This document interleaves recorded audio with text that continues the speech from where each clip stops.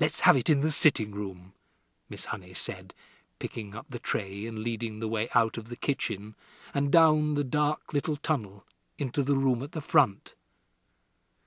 Matilda followed her, but just inside the doorway of the so-called sitting-room she stopped and stared around her in absolute amazement. The room was as small and square and bare as a prison cell. The pale daylight that entered came from a single tiny window in the front wall, but there were no curtains.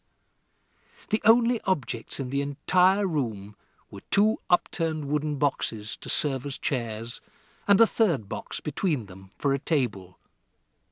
That was all. There were no pictures on the walls, no carpet on the floor, only rough, unpolished wooden planks, and there were gaps between the planks where dust and bits of grime had gathered. The ceiling was so low that with a jump Matilda could nearly touch it with her fingertips. The walls were white, but the whiteness didn't look like paint. Matilda rubbed her palm against it, and a white powder came off onto her skin. It was whitewash, the cheap stuff that is used in cowsheds and stables and hen-houses. Matilda was appalled. Was this really where her neat and trimly dressed school-teacher lived? Was this all she had to come back to after a day's work? It was unbelievable. And what was the reason for it? There was something very strange going on around here, surely. Miss Honey put the tray on one of the upturned boxes. "Sit down, my dear, sit down," she said, "and we'll have a nice hot cup of tea. Help yourself to bread. Both slices are for you. I never eat anything when I get home. I have a good old tuck-in at the school lunch, and that keeps me going until the next morning."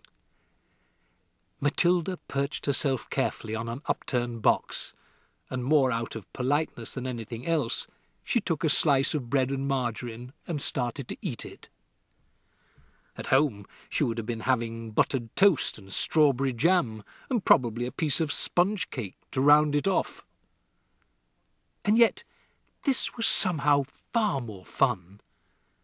There was a mystery here in this house, a great mystery. There was no doubt about that, and Matilda was longing to find out what it was. Miss Honey poured the tea and added a little milk to both cups.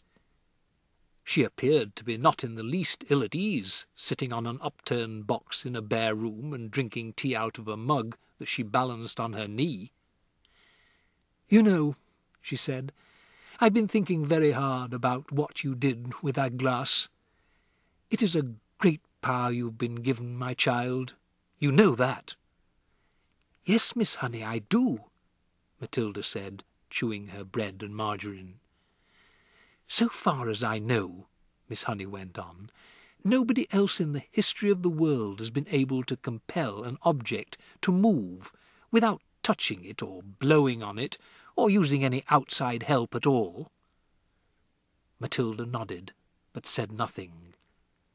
"The fascinating thing," Miss Honey said, "would be to find out the real limit of this power of yours. Oh, I know you think you can move just about anything there is, but I have my doubts about that.